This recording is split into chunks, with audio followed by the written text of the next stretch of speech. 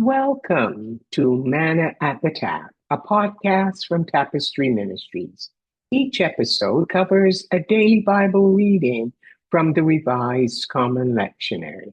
I'm Gloria, a fellow traveler on a spiritual journey with the Tapestry community, and we consider our daily Bible reading spiritual manna that feeds our souls and fosters spiritual growth as we share insights and interpretations that deepen and enrich our lives. Today is Monday, August the 17th, 2026, in the 12th week of Ordinary Time. The lectionary reading comes from 2 Kings chapter 5 in the Old Testament. It tells the story of a miracle that almost did not happen. After the death of King Solomon, his son Rehoboam became king, and the nation of Israel was divided into the northern kingdom, which retained the name Israel, and the southern kingdom, which became known as Judah. This story is set in the northern kingdom of Israel, where the prophet Elisha resided. During this period, soldiers from the Aramean king's army, led by their commander Naaman, invaded Israel. Naaman was highly valued by the Aramean king as a heroic soldier, but he suffered from a skin disease.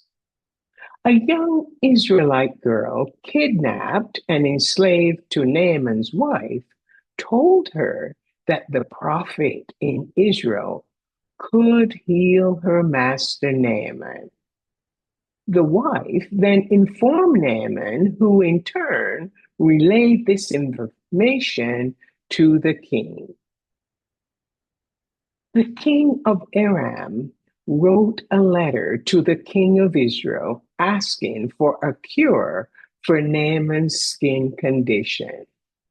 Naaman then traveled with servants, horses, chariots, gold, silver, and clothing to the Israelite king, prepared to pay for the healing.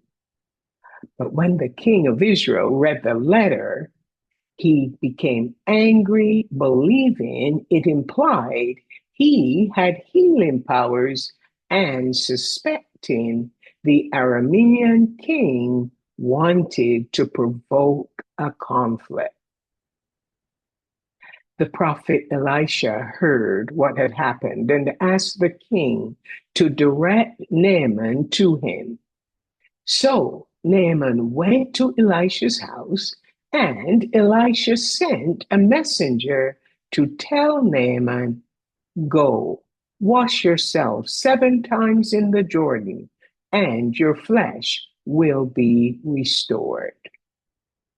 Naaman was angry and stormed off, feeling insulted because the prophet didn't come out to greet him.